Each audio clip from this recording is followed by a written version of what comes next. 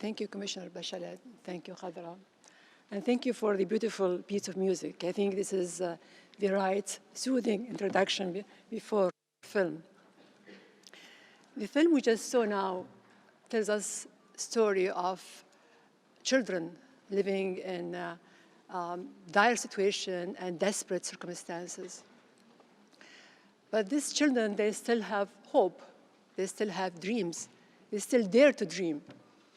They see hope as a light that guides them towards a better future.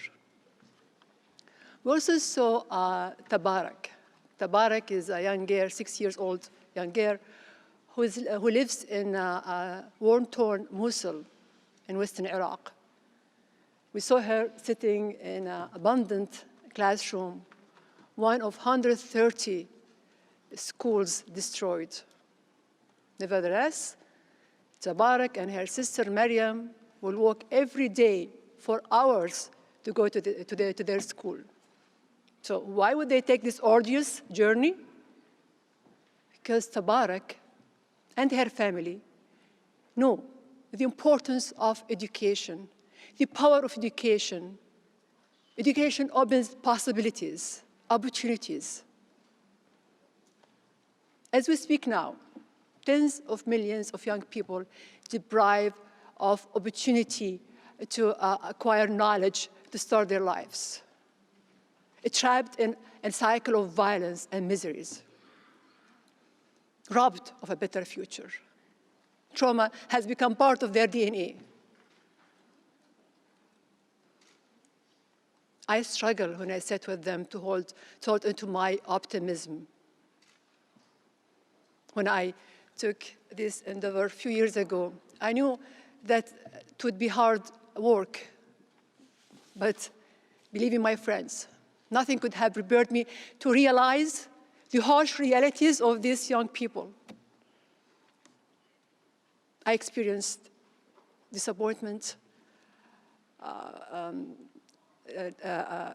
frustration, even lost trust in our unjust global system. But I have no choice. I think we have no choice but to continue to support education for young children like Tabarak and her sister.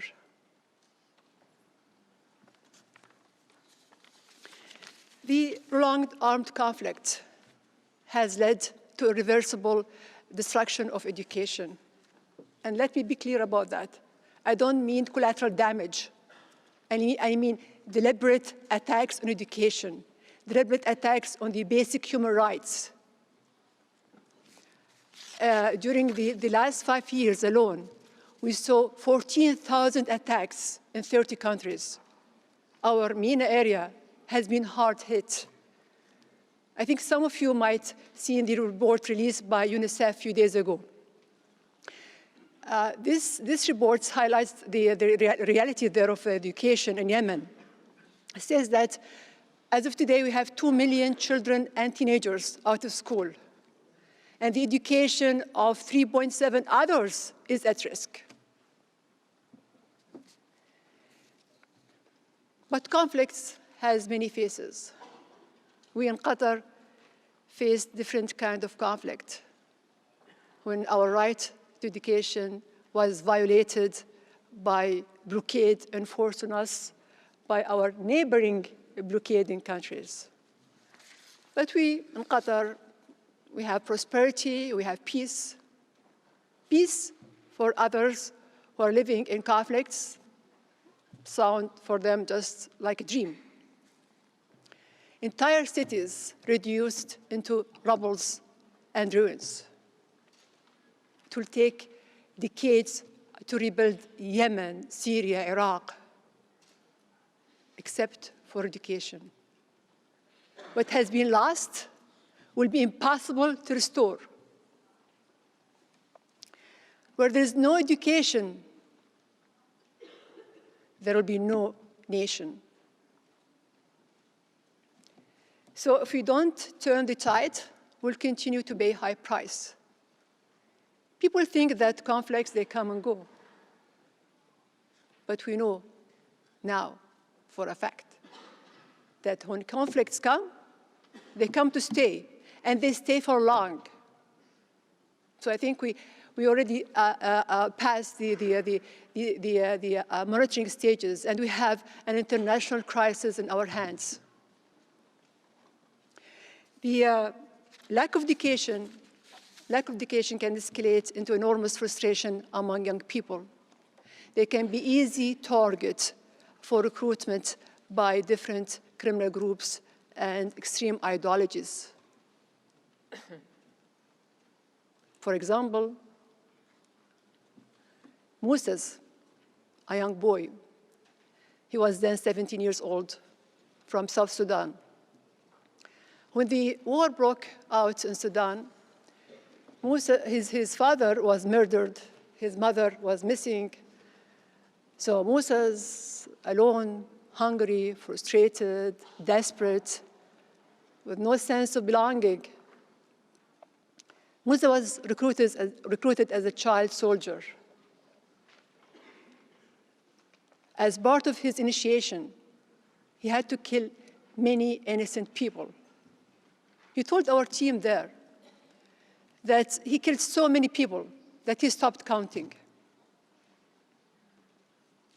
And education could have given him stability and spared him and others their grievance. But Moza is not the only one trapped in this precarious situation.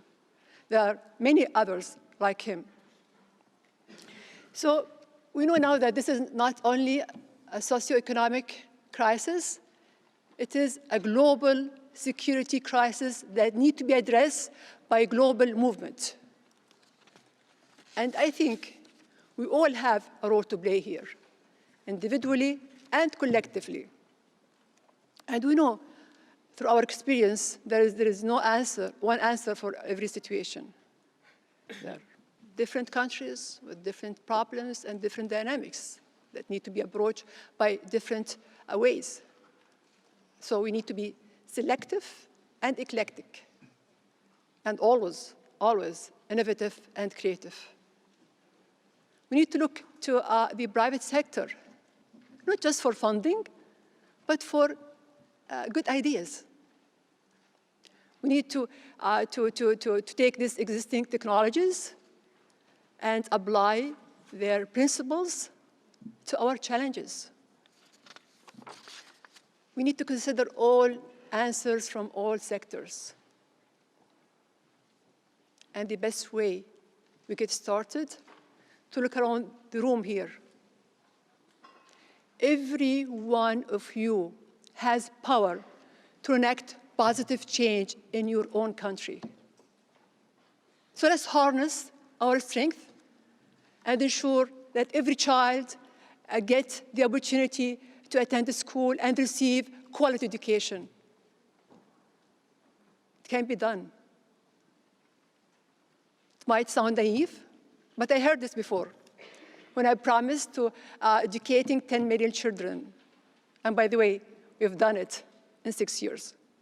So it's possible, but we need to secure stability and continuity of education. Therefore, we need to establish new, stronger mechanisms for punishing those who attack education.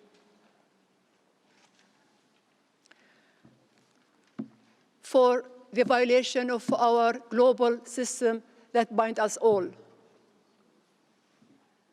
Governments need to form new binding agreements for protecting education.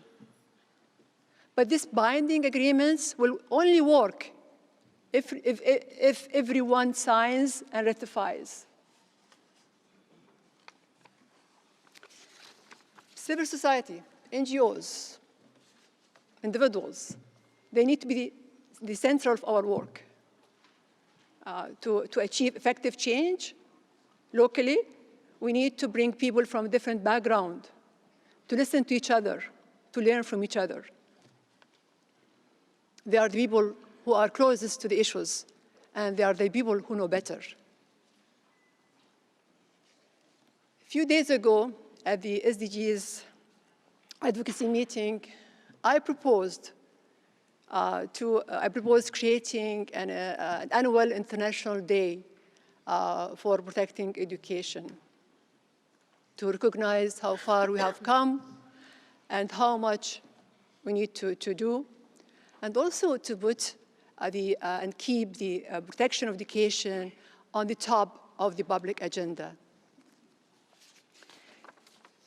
I think it is perfect time to bring the international community together and galvanize their interest and send a strong message to the perpetrators of violence and their enablers that attacks on education will no longer be tolerated. But we cannot, and we should not, lose sight of the bigger picture, our greatest human resources, our young minds. Thank you.